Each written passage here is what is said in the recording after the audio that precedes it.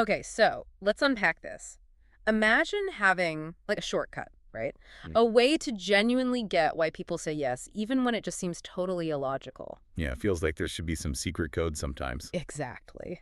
And that's pretty much our mission today. We're doing a deep dive into this really groundbreaking book. It pulls back the curtain on all these hidden forces, shaping our decisions every single day. We're talking Cialdini, Right. right? Robert Cialdini's Influence, the psychology of persuasion. That's the one. And this isn't just like academic theory. Cialdini, he spent almost 3 years basically being a spy. He really went undercover. Totally. Infiltrating sales teams, ad agencies, fundraising groups, all as a participant observer. He wanted to see from the inside how these compliance pros get us to agree to things. Wow, so he saw the techniques firsthand. Firsthand. He even includes these readers' reports stories from people who saw these principles playing out in their own lives. So yeah, get ready for some serious aha moments. Definitely. Because what we're talking about, it might actually change how you see, well, almost every interaction. Sure. Buying a car, sure, but even just chatting with a friend. Okay, so where does Cialdini start? Well, what's really fascinating is how he introduces this whole concept of click-whirr behavior. And he actually starts in the animal kingdom. Animals, like what? Think about mother turkeys. Apparently, almost all their mothering behavior, taking care of chicks, it's triggered by just one thing. The cheep, cheep sound. Just the sound. Just the sound. Get this. If a polecat, a natural enemy, if they stuff one and put a little recorder inside that goes cheep, cheep, the mother turkey will actually care for it. No way. And stranger still, if one of her own chicks doesn't make that sound, she might ignore it or even attack it.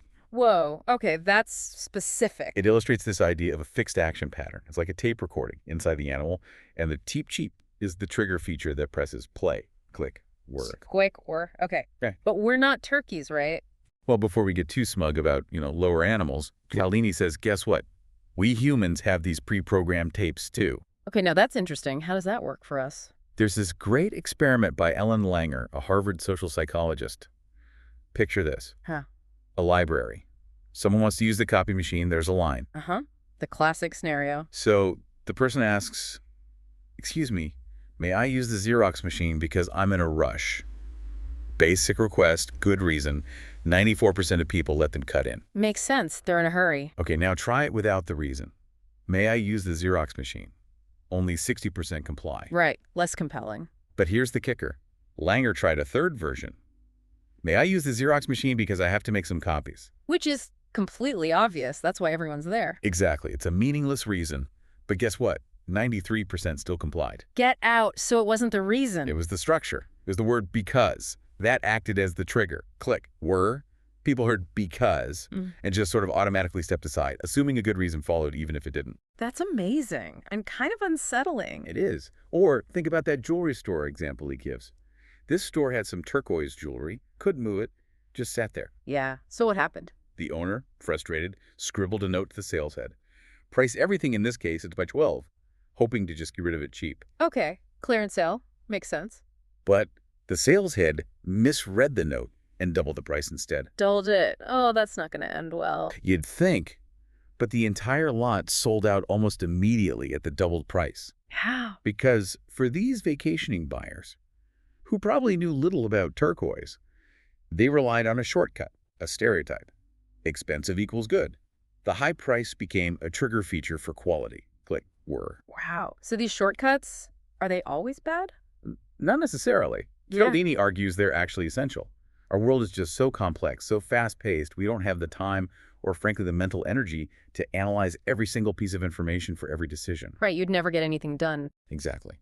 So we rely on these rules of thumb, these mental shortcuts, just to navigate daily life. The problem is... They can be exploited. Precisely. These necessary shortcuts can be, and often are, expertly exploited by what Cialdini calls compliance professionals. People who want us to say yes. People whose job it is to get us to say yes. And Cialdini identifies several universal weapons of influence they use. Understanding these is really the first step to defending ourselves. Okay, let's dive in. What's the first weapon? The first one is huge. It's the principle of reciprocation. The old give and take and take. Give and take and take. What do you mean? It's this rule, deep-seated in pretty much all human societies, that says we should try to repay in kind what another person has provided us. It creates this sense of obligation. Okay, like if someone does you a favor, you feel you owe them one. Exactly. But it's incredibly powerful, sometimes overwhelmingly so. Think about that university professor Cialdini mentions, who, just as an experiment, sent Christmas cards to a bunch of complete strangers. Okay, weird experiment. Right. But he received an amazing number of cards back Mhm. from people who had no idea who he was, never asked, just got a card, and felt obligated to send one in return. Yeah, that's powerful. Or get this story. Ethiopia. In 1985, they were suffering from horrific famine and poverty. Right? Yeah, I remember that. Heartbreaking. Yet they sent $5,000 in aid to Mexico City following the earthquake there. Wait, Ethiopia sent aid to Mexico when they needed it so badly themselves. Why? Because Mexico had sent aid to Ethiopia back in 1935 when Italy invaded. 50 years later, across continents, despite their own desperate situation, the feeling of obligation won out. 50 years. Wow. What makes it stick like that? It seems to be about this fundamental need for, social balance. We feel uncomfortable being indebted. There was this researcher, Dennis Reagan. Okay. He set up an experiment where a subject would rate some paintings. Another person involved, named Joe, who was actually part of the experiment, would briefly leave the room. Sometimes Joe came back empty-handed. Other times he came back with 2 Cokes, one for himself and one unasked for the subject. Said, I asked the experimenter if I could get myself a Coke, and he said it was okay, so I bought one for you too. Nice guy, Joe. Or is he? Well, later on, after the painting rating, Joe mentions he's selling raffle tickets. Could the subject buy any? Ah, here comes. Yep. And the subjects who had received that unsolicited Coke bought twice as many raffle tickets as those who hadn't gotten a Coke. Twice as many, just for a Coke they didn't even ask for. Exactly. And here's the kicker. It didn't matter if they liked Joe or not. Normally, we do more favors for people we like. But here, the obligation from the Coke totally wiped out the effect of liking. They bought just as many tickets whether they liked him or not. The rule was that powerful. So the obligation trumps even personal feelings. It often can. Think about the Hare Krishna Society. They used to just ask for donations, right? Had trouble. Then they switched tactics. What did they do? They started giving something first. Usually a flower or maybe a book. They'd pin it on you or press it into your hand, often refusing to take it back. Then they'd ask for a donation. Ah, leveraging the rule. Give first, then ask. Precisely. They leveraged that obligation to receive and then repay, even though the gift was totally uninvited and often unwanted. Donations soared. You see this in politics too, I bet. Oh, absolutely. From basic log rolling, you vote for my bill, I'll vote for yours, to figures like Lyndon Johnson, who was apparently a master at calling in favors he'd done for other legislators over the years. Right, building up that bank of IOUs. Or even campaign contributions. Cialdini mentions Charles Keating, who gave away $1.3 million, hoping it would help when he needed senators later on. It's all playing on that reciprocity rule. Even corporations use it, right? Like Amway. Yeah, the Amway bug. A bag of free product samples left with a potential customer for a few days, no obligation to buy, they say. But after you've used up some of their polish or shampoo for free, you feel kind of obligated to order something when the salesperson comes back, don't you? Yeah, you probably do. It seems so ingrained. It can even be life or death. There's a story from World War I about a German soldier whose mission was to capture enemy soldiers for interrogation. He crossed into no man's land, surprised an Allied soldier in a trench. Okay. The Allied soldier, caught completely off guard, only had one thing to offer: a piece of his bread. He offered the enemy soldier bread. He did. And the German soldier, reportedly overcome by this simple act of giving, couldn't complete his mission. He just turned back. The reciprocity impulse was stronger than his military duty in that moment. That's incredible. It also seems like it can lead to unfair exchanges. Definitely. A small initial favor can make someone feel obligated to agree to a substantially larger return favor. You get a free flower, you give a $5 donation. Seems uneven. And there's that other tactic related to this. Rejection, then retreat. Ah, yes. Rejection, then retreat. This is clever. You start by making a larger request, one you probably expect to be refused. Okay, like asking for a huge donation. Right. Then, after the person says no, you immediately follow up with a smaller request, the one you really wanted all along. So if they turn down the $100 donation, you ask for $20 instead. Exactly. And because you retreated from your initial large request, the other person sees that as a concession on your part. Ah, so they feel obligated to make a concession too. By agreeing to your smaller request. It works remarkably well. Cialdini tells about a Boy Scout who first asked him to buy $5 circus tickets. Cialdini said no. Then the scout said, well, if you don't want tickets, how about some of our big chocolate bars? They're only $1 each. And he bought some. Bought two, even though he doesn't even like chocolate bars much. He felt obligated by the scout's concession. You see this in negotiations all the time, I bet? Absolutely. TV producers dealing with censors will deliberately put in lines they know will get cut just so they can concede on those and save the line they actually care about. That's clever. Yeah. And maybe even Watergate. Well, Cialdini speculates it might have played a role. G. Gordon Liddy initially proposed these outlandish million-dollar espionage plans to John Mitchell and others. They were rejected. Then he came back with a $500,000 plan, rejected again. So he kept retreating. Exactly. Until finally he presented his $250,000 bare-bones plan. And these intelligent, high-level officials approved it. Maybe, Cialdini suggests, after rejecting the first two concessions, they felt some pressure to reciprocate, to leave Liddy a little something. Wow.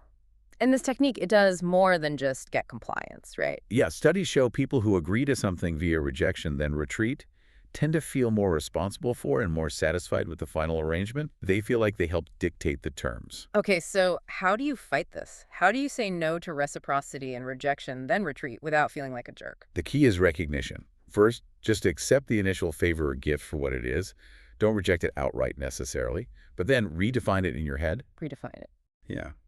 If it becomes clear later that the initial favor wasn't a genuine gift, but was actually the first step in a compliance tactic like that free home fire safety inspection that turns into a high-pressure sales pitch for an overpriced alarm system, Right. then you mentally reframe it. That wasn't a gift, it was a sales device. Yeah. That person isn't a benefactor, they're a salesperson. Once you see the favor as a trick, you no longer feel the obligation to respond with a favor or purchase. You're free to respond to the trick as you see fit. Okay. See it for what it is and the obligation disappears. Exactly. You're not obligated to respond to exploitation with kindness. Okay, moving on. Let's do it. What's next? Next up is the principle of commitment and consistency. This one is all about our, well, almost obsessive desire to be and to appear consistent with what we've already done or said. Right. Nobody wants to be seen as wishy-washy or hypocritical. Precisely. Once we make a choice or take a stand, especially publicly, we face all these internal and external pressures to behave consistently with that commitment. Cialdini mentions racetrack bettors, right? Yeah, it's a great example. People are much more confident about their horse's chances of winning after they've placed the bet than they were just moments before. Nothing actually changed about the horse or the race. Nope.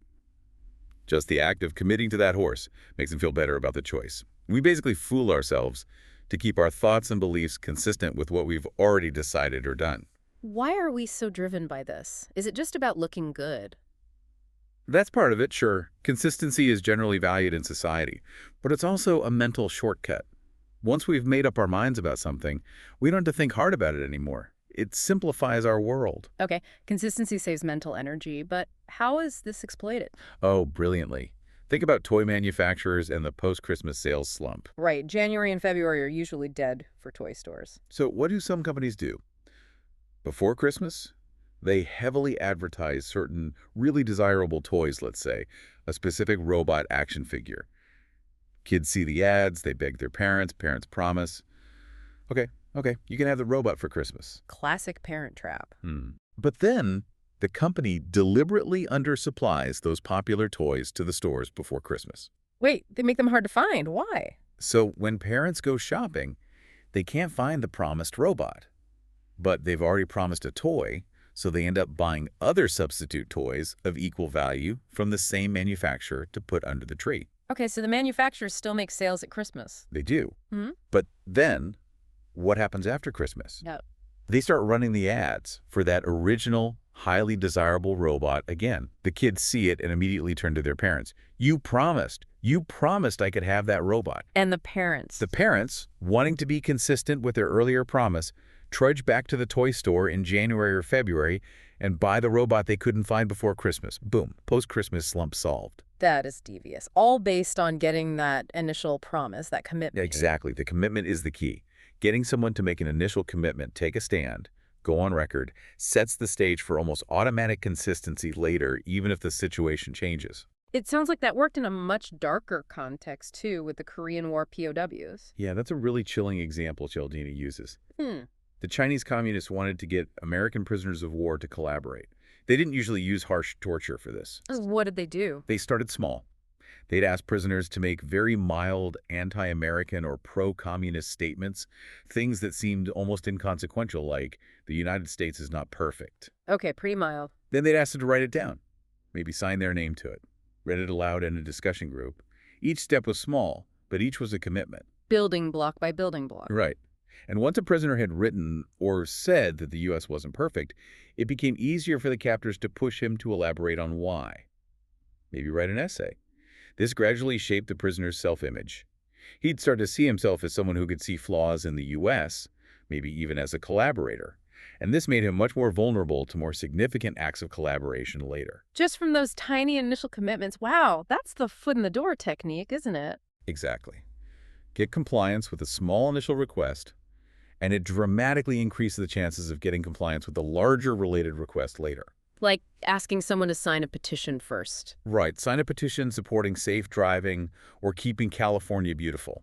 A small, easy commitment. Then, a couple of weeks later, ask those same people if they'd be willing to put a huge, ugly, drive carefully sign on their front lawn. And people who sign the petition are more likely to agree to the sign. Way more likely. Because signing the petition changed how they saw themselves. I'm the kind of public-spirited citizen who supports these causes. So when the big sign request comes, agreeing to it is consistent with their newly formed self-image. So what makes a commitment really stick? Writing it down seemed important for the POWs. Absolutely. Commitments are much more effective when they are active, public, effortful, and seen as internally motivated, not coerced. Okay, so active and written, like filling out a sales agreement yourself instead of the salesperson doing it. Yes. Studies show that reduces cancellations. And public commitments telling others about your goal. Weight loss clinics often have clients write down their goals and show them to friends and family. Puts pressure on you to stick with it. Definitely. Yep. Cialdini tells of a woman who wanted to quit smoking. She made cards promising $1,000 to the holder if she ever smoked again, signed them, and gave them to everyone whose respect she valued most. The public commitment worked. And effortful commitments, what's that about? Like hazing? Exactly like hazing or tough initiation rites. Think of tribal initiations, fraternity hell weeks with beatings and abuse, or intense military boot camps. Why do groups do that? It seems counterproductive. Because the more effort someone has to expend to gain entry into a group, the more they tend to value that group afterward. People come to love what they have suffered for. It builds loyalty and commitment because you have to justify the effort you went through. You convince yourself it was worth it. Right. And finally, commitments work best when we feel we made them out of our own free will, internally motivated. That brings us to the lowball tactic. Ah, the car dealership classic. How does that work again? So the salesperson offers you a really great price on a car, maybe $500 less than the competition. An attractive initial deal. Okay, gets you interested. Hooked. You like the deal, you start to think of the car as yours, you decide to buy it, that's the commitment. Then maybe they encourage a test drive, has you fill out some paperwork, talk about financing. All actions that deepen your commitment. You're investing time and energy, building reasons why this is the right car. Exactly. You're growing legs for your decision to stand on. Then, just before you sign the final papers, something happens. Maybe the salesperson comes back looking sheepish. Oh, I forgot to add the cost of the air conditioning, or my manager didn't approve that trade-in value. It has to be $500 lower. So the original advantage, the reason you committed, gets taken away. Right. The low ball is removed. But often, the customer still goes through with the purchase at the now higher price. Why? The deal isn't good anymore. Because the commitment isn't just to the deal anymore, it's to the car. The customer spent time, made the decision, maybe pictured themselves driving it, and built all these internal justifications. Backing out now would be inconsistent with all that effort and self-persuasion. That's really sneaky. Okay, so how do we avoid getting trapped by our own consistency, especially this foolish consistency Emerson warned about? Cialdini suggests listening to your body, specifically your gut feelings. When you feel that tension, that unease in the pit of your stomach telling you you're being trapped into doing something you don't really want to do, just to stay consistent, pay attention. Trust the gut. Trust the gut. And ask yourself that key question. Knowing what I know now, if I could go back in time, would I still make this same commitment? If the answer is no, then don't let foolish consistency lock you in. Admit you made a mistake based on initial information and move on. Okay, listen for the gut check. Ask the go back in time question. Good advice. What's principle number 3? Principle number 3 is social proof. Basically the idea that truths are us. We figure out what's correct or appropriate behavior by looking at what other people are doing. Monkey see, monkey do. Pretty much, yeah. We view a behavior as more correct in a given situation to the degree that we see others performing it, especially when we're unsure about things ourselves. Like canned laughter on TV shows. I hate canned laughter. Most people say they do. Artists hate it too. But TV execs use it religiously. Why? Because experiments show it works. Audiences laugh longer and more often and rate the material as funnier when there's canned laughter. Yeah. Especially, interestingly, for bad jokes. Seriously, it makes bad jokes funnier. How? It provides social proof. Other people are laughing, so I guess this must be funny. We automatically respond to the cue. Okay, I guess I see that. What are other examples? Oh, everywhere. Advertisers love telling us a product is the fastest growing or largest selling. Why? Because it implies lots of other people think it's good, so maybe you should too. Right, millions served. Exactly. Charity telethons constantly list viewers who have pledged donations, showing others that donating is the correct thing to do. Bartenders salt their tip jars with a few dollar bills at the start of the night to make it look like other customers are tipping. Priming the pump. Discotheques sometimes create fake lines outside to make the place look popular and desirable. It's all about manufacturing the appearance of social proof. When is this principle most powerful? You mentioned uncertainty. Yes, uncertainty is a key condition. When we're unsure of ourselves, when the situation is ambiguous, we're much more likely to look to the actions of others and accept them as correct. Okay, like if you're in a foreign country and don't know the customs. Perfect example. Yeah. Or think about that fascinating study of a doomsday cult. Oh yeah, Festinger, Riken, and Schachter studied them. What happened there? This group believed the world would end in a great flood on a specific date, but that they, the believers, would be rescued by aliens at midnight. They were very secretive, avoided publicity. Okay, standard cult stuff. So, the deadline passes. No aliens, no flood. What then? What happened was fascinating. For hours, there was confusion, despair. Their core belief was shattered. Massive uncertainty. But then, the leader had a new message. God had spared the world because of the faith of their little group. Rationalization. A huge one. But here's the thing. Instead of disbanding or staying quiet, the group suddenly did a complete 180. They started calling newspapers, trying to spread their message, actively seeking publicity and converts. Why the sudden change? Because their conviction was shaken. The physical proof, no aliens, no flood, contradicted their beliefs. To reduce that painful uncertainty, they needed a different kind of proof, social proof. If they could persuade others to believe, maybe their own belief would feel more valid again. The greater the uncertainty, the more they relied on social proof. Wow. That leads into the bystander effect too, doesn't it? The Kitty Genovese case. Tragically, yes. Kitty Genovese was attacked and murdered over a period of about half an hour in New York City, while 38 of her neighbors reportedly watched from their windows without calling the police. How could that happen? 38 people. It seems paradoxical, but because there were so many witnesses, two things happened. First, diffusion of responsibility. Everyone thought someone else must have called the police or would intervene. It's not solely my responsibility. Okay, passing the buck. And second, pluralistic ignorance. People look to others to gauge how serious a situation is. If nobody else looks concerned or is taking action, everyone assumes it must not be a real emergency. Since nobody else is reacting, maybe it's just a loud argument, or maybe I'm misinterpreting things. Everyone is looking, but everyone is seeing inaction. So everyone concludes inaction is the appropriate response. That's terrifying. So if you are in an emergency and there are lots of people around, what should you do? Relying on social proof could kill you. Exactly. You need to break through the uncertainty and the diffusion of responsibility. Don't just shout help. Pick out one individual from the crowd. Point at them, make eye contact. Say, you, sir, in the blue shirt, I need help. Call an ambulance right now. Single someone out, give them a specific task. Yes. That eliminates pluralistic ignorance. Okay, this is an emergency. Yeah. And diffusion of responsibility. I have been asked to do this. It dramatically increases the chances of getting help. Good to know. Okay, uncertainty is one condition. What else makes social proof stronger? Similarity. We are much more influenced by the actions of people we perceive as being similar to ourselves. Like me. Like you.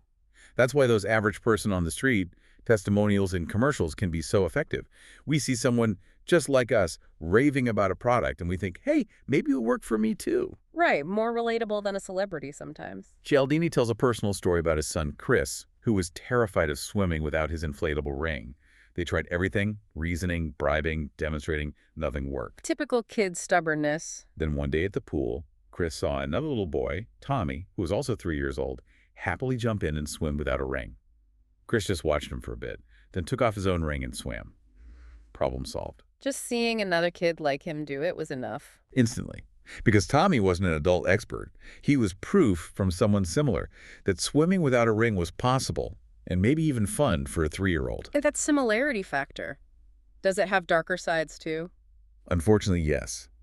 Cialdini discusses the whirr effect, named after Goethe's novel where the hero commits suicide. After the book's publication, there was a wave of copycat suicides across Europe. Oh, wow. Modern research shows the same thing. Highly publicized suicide stories in the news often trigger a measurable increase in suicides shortly afterward.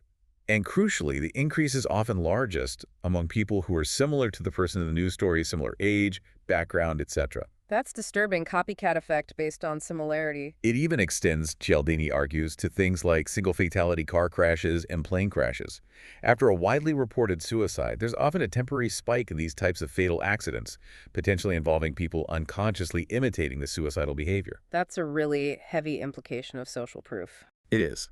And he suggests that the horrific mass suicide at Jonestown might have been partly influenced by this too. The followers of Jim Jones were isolated in a foreign jungle, cut off from outside contact, creating profound uncertainty. They looked only to Jones and to each other, people incredibly similar in their beliefs and situation, for cues on how to behave. In that environment, the idea of mass suicide, once initiated, could spread rapidly through social proof. Okay, so social proof can be incredibly powerful, for good or ill. How do we defend against its manipulation? First, be sensitive to situations where the social proof is obviously faked, like obviously staged, unrehearsed interview commercials or canned laughter or those salt and tip jars. Recognize it as counterfeit. Don't fall for the illusion. Right. Disengage your automatic pilot when you see clearly manipulated social proof. Second, and maybe more importantly, realize that the crowd is often mistaken, especially when relying on pluralistic ignorance. Don't assume that just because nobody else is acting, there isn't a problem. Look up, look around, assess the situation for yourself. Don't just mindlessly follow the herd. Good advice. Okay, what's weapon number 4? Number 4 is one we probably all recognize, the principle of liking. Simply put, we're much more likely to say yes to the requests of people we know and like. The friendly thief, he calls it. Exactly. Because it's often the people we like who have the easiest time separating us from our money or getting us to agree to things. The classic example is the Tupperware party, right? Perfect example. Who sells Tupperware? Your friends, neighbors, relatives. They invite you to a party at their home.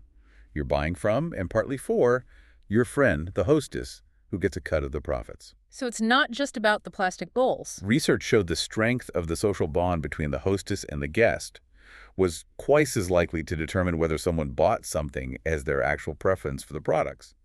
People bought because they liked the hostess and felt an obligation to her. That's loyalty, or manipulation, depending how you look at it. So what makes us like people? Is it just knowing them? Knowing them helps. But compliance pros can generate liking surprisingly quickly using several factors. One big one is physical attractiveness. The beautiful people have it easier. It seems so. There's a halo effect where we automatically assign positive traits like talent, kindness, honesty, and intelligence to good-looking individuals. Even if there's no evidence for it. Even with no evidence. Attractive political candidates get more votes, attractive job applicants are more likely to be hired, attractive people get more help when they need it, and might even get lighter sentences in court. The scary part is, voters and employers often deny this influence, proving it works unconsciously. Okay, so looks matter. What else? Similarity. We like people who are like us. It seems to validate our own choices and traits. So if someone seems to have the same background or hobbies or opinions... You're more likely to like them, and thus more likely to comply with their requests. Car salesmen are often trained to look for clues, camping gear in the trunk, golf balls, a college decal, and then mention a shared interest or background. Oh, you went to State U. Me too. Go team. Exactly. Insurance sales data shows people are more likely to buy from salespeople who are similar to them in age, religion, politics, even smoking habits. Some sales programs explicitly teach mirroring and matching, subtly adopting the prospect's body posture, mood, and verbal style. Okay, similarity works. What else? Compliments. We just love flattery. We tend to automatically like people who say nice things about us. Even if we suspect it's not entirely genuine, like the salesperson saying, wow, you have great taste. Studies suggest, yes, even when the compliments might be inaccurate or have an obvious ulterior motive, we tend to develop a liking for the flatterer. Huh. We're suckers for praise. Seems like it. Then there's contact and cooperation. Generally, familiarity breeds liking, but only if the contact is positive. Negative contact, like forced integration in schools that leads to competition and conflict, can actually increase prejudice. So just being around people isn't enough. Right. But cooperation towards common goals is incredibly effective at bridging divides and building liking. Cialdini highlights the jigsaw classroom method developed by Elliot Aronson. How did that work? Students were put in diverse groups, and each student was given only one piece of the information needed to pass an upcoming test, one piece of the jigsaw puzzle. They had to cooperate, teach each other, and rely on each other to succeed. So they weren't competing, they were collaborating. Exactly. And the results were dramatic improvements in liking across ethnic groups, reduced prejudice, and better self-esteem. Cooperation builds liking. How do compliance pros use cooperation? They often try to position themselves as being on our side, working with us against a common enemy or towards a shared goal, like the car salesman who pretends to battle his sales manager to get you a better deal. Let me go talk to my boss for you. Makes him seem like your ally. Right. Or the classic good cop, bad cop routine in police interrogations. Bad cop is aggressive, threatening. Creates fear and antagonism. Then the good cop steps in, maybe offers a coffee, seems reasonable, understand, maybe even apologizes for the bad cop's behavior. He positions himself as being on the suspect's side, wanting to help him out of this jam. And the suspect, feeling relief and liking the good cop, is much more likely to trust him and confess. It's cooperation, or at least the appearance of it, generating liking and compliance. Okay, one more factor for liking. Association. This is a big one. We tend to like things or people that are associated with positive things and dislike things associated with negative things, even if the connection is purely superficial. Like blaming the weatherman for bad weather? Exactly. People do that all the time, even send threats. Or advertisers linking their products with celebrities, popular music, beautiful models, or positive cultural moments like the Olympics. They want the positive associations to rub off on the product. Makes sense. The luncheon technique. Yeah. Researcher Gregory Razran found that people rated political statements more favorably if they were presented while the subjects were eating. The positive feelings associated with food transferred to the statements. Feed them well, they'll agree with you. Seems to help. Yeah. And think about sports fans. When the local team wins, what do they say? We won. Right. We, basking in reflected glory. But when the team loses... They lost. Exactly, they. We distance ourselves from failure, but embrace success, trying to boost our own public image through association. This is especially true when our own image feels threatened or damaged. Okay, liking is powerful and multifaceted. How do we defend against the friendly thief? The defense here is subtle. It's not about stopping yourself from liking people. It's about recognizing when that liking feels undue, stronger or faster than the circumstances seem to warrant. Like, why do I like this salesperson so much after only 5 minutes? Precisely. When you feel that unusual level of liking for a compliance professional, let that be a warning signal. Mentally separate the person you like from the deal they're offering. Step back and evaluate the merits of the offer itself, independent of your feelings about the person selling it. Is it actually a good deal, or do you just like the guy? Focus on the deal, not the dealer. Got it. Okay, fifth weapon. Fifth is the principle of authority. Directed deference. We have this deep-seated sense of duty to authority, ingrained from childhood, from parents, teachers, bosses. Obey the authority figure. Right. And it's often sensible to usually have more knowledge or power.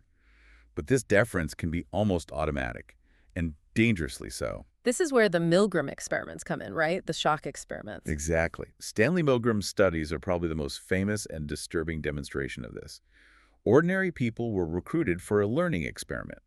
They were assigned the role of teacher and told to administer increasingly strong electric shocks to a learner, who was actually an actor, whenever the learner made a mistake. And the shocks weren't real, but the teachers thought they were. They absolutely thought they were real. The learner would grunt, protest, scream in agony, complain about a heart condition, eventually fall silent. And yet, the majority of subjects, ordinary people just like you and me, continued administering the shocks all the way up to the maximum, potentially lethal level, simply because the authority figure, the experimenter in a white lab coat, calmly told them to continue. The experiment requires that you continue. Please go on. Just because the guy in the coat said so, even when they were distressed themselves. Many were extremely distressed, sweating, trembling, arguing, but they still obeyed. Milgram called it an extreme willingness to go to almost any lengths on the command of an authority. It's truly chilling. Even when they had two experimenters giving contradictory orders, the subjects would get agitated, asking, who is the bigger boss here? Desperate for a single authority to obey. That obedience. It has real-world consequences, too, not just in labs. Definitely. Cialdini mentions the tragic case of S. Brian Wilson, a Vietnam vet protesting arms shipments, who had his leg severed when a Navy train crew failed to stop, later saying they were just following orders not to stop. And in hospitals, you mentioned medication errors. Yes. Cialdini points out that mindless deference to the attending physician can be a huge problem. Nurses might hesitate to question a doctor's orders, even when they seem clearly wrong. He cites this infamous, almost darkly comical case of rectal earache. Rectal earache. Please explain. A doctor prescribed eardrops for a patient's infected right ear, but abbreviated right ear as R ear on the prescription pad. The nurse on duty read it as rear and proceeded to administer the eardrops rectally. Oh no, she didn't question it. Neither the patient nor the nurse questioned it. The authority of the doctor's written order was enough to override common sense. That's the danger of automatic deference. So it's not just actual authority we respond to, but the appearance of it. Exactly. We're often more vulnerable to the mere symbols of authority than to actual substance. Like what kind of symbols? Well, titles are a big one. Professor, doctor, judge, CEO. Just having a prestigious title can instantly make people more deferential, more accepting of what you say. Cialdini's professor friend noticed conversations became duller. When he mentioned his title, people stopped being spontaneous and just agreed with him. Titles even make people seem taller. Studies actually show that. People perceive individuals with more prestigious titles as being physically taller. It's bizarre. Okay, titles. What else? Clothes. Uniforms are powerful triggers for obedience. Think police officers, security guards. Even a well-tailored business suit conveys authority. There was an experiment where a man jaywalked against the light. When he wore regular clothes, few people followed him. When he wore a business suit, More people followed. 3.5 times as many people followed the suited jaywalker. The suit symbolized authority, suggesting he knew what he was doing or had the right to break the rules. Con artists are masters of using symbols like suits and fake titles, like in the bank examiner scheme. And trappings. Yeah. Like fancy stuff. Right. Expensive cars, jewelry, designer clothes, luxurious homes. These external trappings of status can also signal authority and command deference, even if the person possessing them has no actual expertise or legitimate power. Okay, so authority is powerful, and even its symbols can trick us. How do we resist undue authority influence? Cialdini suggests asking 2 critical questions when faced with an authority's attempt to influence you. First, is this authority truly an expert in this situation? Checking their credentials. Like Robert Young, the actor who played Marcus Welby, MD, did Sanka commercials for years. Exactly. People trusted his medical authority because of his TV role, but he was an actor, not a doctor. Is the authority relevant here? Okay, question 1. Is the authority a relevant expert? What's question 2? Question 2. How honest can we expect this expert to be in this situation? Are they likely to be impartial, or do they have something to gain by our compliance? Looking for potential bias or self-interest? Right.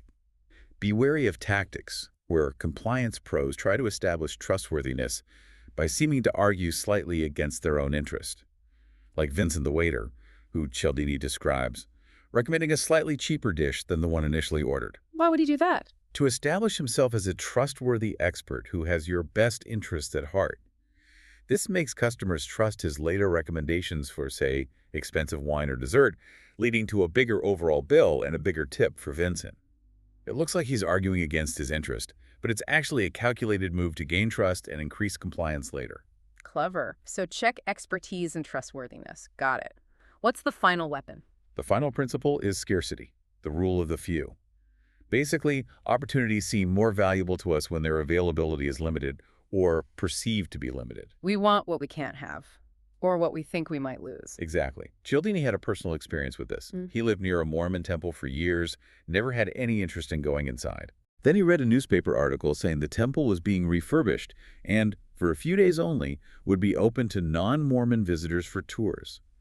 After that brief window, it would be sealed off again to non-members. And suddenly he wanted to go. Suddenly he felt a strong urge to take the tour. Something he'd ignored for years became instantly attractive simply because his opportunity to experience it was shrinking. It was becoming scarce. That's why those limited time offer are only 3 left in stock. Messages work so well in sales. Absolutely. Limited number tactics and deadline tactics are incredibly effective, whether for appliances, concert tickets, investments. Cialdini mentions a victim of a scarcity scam, selling commodities like silver or crude oil futures over the phone. How did that work? Cold callers would pressure people like Daniel Gobin, emphasizing the limited supply, the urgency to buy now before the price skyrocketed or the opportunity vanished. The scarcity pressure pushed him into making highly speculative, ultimately disastrous investments. So where does the power of scarcity come from? Why do we react so strongly? 2 main sources. First, it's a mental shortcut again. We often assume, correctly or not, that things that are difficult to obtain are typically better than things that are easy to obtain. Availability correlates with quality in our minds. Okay, the hard to get must be good heuristic. Right. But the second source is, maybe even more powerful, psychological reactance. Reactance? What's that? It's our reaction against things that limit our freedoms or choices. When our access to something is restricted, or we feel our freedom to choose is threatened, we desire that thing more and try to reassert our freedom by possessing it. Ah, like telling a teenager they can't date someone. Exactly. That often just makes the forbidden partner seem much more attractive, the Romeo and Juliet effect. Parental interference can actually intensify the romantic feelings because it triggers reactance against the loss of freedom. You see it in the Terrible Twos as well, that constant opposition is often about asserting emerging autonomy against restrictions. So trying to ban something can make it more desirable, like censorship. Precisely. When students at the University of North Carolina learned that a speech opposing co-ed dorms had been banned on campus, they became more opposed to co-dorms themselves, without ever hearing the speech. Just knowing it was censored made the idea seem more valuable or valid. Wow. Banned books become bestsellers. Same principle. And in courtrooms, when a judge tells a jury to disregard a piece of evidence, strike that from the record, studies show juries often give that inadmissible evidence even more weight in their decisions. The restriction makes the information seem more important. That's counterintuitive, but makes sense with reactance. Is there anything that makes scarcity even more powerful? Yes. Cialdini talks about a scarcity double whammy. It's when not only the product is scarce, but the information about its scarcity is also presented as exclusive or restricted. Like, I shouldn't be telling you this, but we're about to run out. Exactly. He cites a study with a beef importer. When salespeople simply told customers about an impending beef shortage, sales increased. But when they told customers that this information about the shortage came from exclusive contacts and wasn't generally known, sales went up 6 times higher. Exclusive information about scarcity is super potent. Wow. And are there optimal conditions for scarcity to work? Yes. Scarcity seems most effective when it's newly experienced scarcity. Something that was once plentiful and then becomes scarce is more desired than something that has always been scarce. Losing something feels worse than never having had it. Kind of like that. He describes a cookie experiment. People rated cookies as more desirable if they took one from a jar that only contained 2 cookies compared to taking one from a jar containing 10 cookies. Basic scarcity. Okay. But they rated the cookies even more desirable if they first saw a jar with 10 cookies, which was then suddenly replaced by a jar with only 2 cookies. That newly scarce cookie was the most desirable of all. Interesting. Does that apply beyond cookies? Cialdini argues it applies to social and political situations too. Revolutions, he notes, often occur not when conditions are consistently terrible, but when a period of improving economic and social conditions is followed by a sharp reversal. People desire the freedoms and benefits they are starting to lose much more intensely than they desired them when they never had them. Newly experienced scarcity of freedom triggers intense reactance. Okay. Anything else? Competition. When we have to compete with others for scarce resources, the desire goes through the roof. Think auctions or Black Friday doorbusters. The bidding war effect. Exactly. Cialdini mentions Barry Diller at ABC getting into a bidding war for the TV rights to show The Poseidon Adventure just once. He ended up paying $3.3 million, a completely irrational amount that he guaranteed ABC would lose $1 million on the broadcast. Why? Because the scarcity was amplified by the intense competition from other networks. The desire to win the scarce item overwhelmed rational financial judgment. Just knowing other people want it makes you want it more. It creates urgency and a sense of rivalry. So, okay, scarcity is clearly powerful. How do we resist? Yeah, how do we stop ourselves from wanting the cookie or the car or the stock just because it's limited? Cialdini's advice here is really practical. First, recognize the feeling. When you feel that emotional arousal, that flush of excitement or anxiety that comes from scarcity pressure, use that feeling itself as a cue A cue to do what? to stop. Calm down. Take a breath. Don't make a decision while you're emotionally aroused by scarcity. Okay, pause and cool off. Then what? Then ask yourself why you want the item. Is it primarily for the psychological thrill of possessing something scarce or exclusive? If so, be very wary. That feeling won't last, and it doesn't reflect the item's actual utility. Or is it for its actual function? Like, do I want the cookie to eat it or just because there are only 2 left? Exactly. If you want the item for its function to eat it, drive it, wear it, use it, then remember, a scarce item performs its function no better than an identical plentiful one. The scarce cookies in the experiment didn't taste any better. Separate the desire triggered by scarcity from the actual value or use of the item. Focus on utility, not just availability. Makes Yeah. sense. Wow. Okay, so we've covered a lot. Reciprocation, commitment and consistency, social proof, liking, authority, and scarcity. These 6 big principles. What's the main takeaway for us listening to this? Well, I think Cialdini's big point in influence is that these automatic responses, these click-whirr shortcuts, aren't just, occasional quirks. They're fundamental to how we navigate our incredibly complex modern world. We often need them. Right. They're necessary shortcuts most of the time.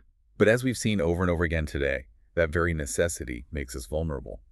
These shortcuts can be systematically triggered by people who understand them, often for their own gain, not ours. So it really raises this big question, doesn't it? In this world just saturated with information, with ads, with subtle attempts to persuade us everywhere, how much of our decision-making is actually conscious, rational choice? Exactly. And how much is just an automatic response, a click, whir, triggered by someone deploying one of these principles cleverly? It feels like becoming aware of these 6 principles is maybe the best defense we have. It really is. That awareness is the first crucial step. It allows you to hit the pause button, to actually analyze what's happening in an interaction. Are you feeling obligated because of a genuine favor or a calculated tactic? Are you agreeing because everyone else is or because it makes sense? Do you like the person or just the deal they seem to offer? It lets you step back and make a truly informed choice rather than just getting swept along. Exactly. Instead of being carried by these currents of persuasion, you can choose whether or not to follow them. We've gone from mother turkeys and Xerox machines to Milgram's lab, toy store tactics, even mass tragedies.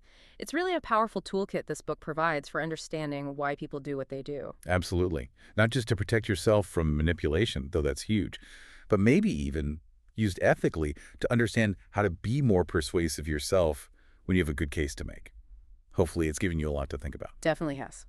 So here's maybe a final thought to chew on, something provocative based on all this. If that principle of commitment and consistency is so powerful, if our fundamental desire is often just to be and appear consistent, even sometimes to our own detriment, how often might we be, unconsciously sacrificing what we truly want just for the comfort and simplicity of staying the course we've already started? Oof, that's a big question. Sticking with something just because we started it, even if it's not right anymore. What stands out to you listening today from this deep dive into influence? What principle or tactic might actually change how you approach your next yes or your next no?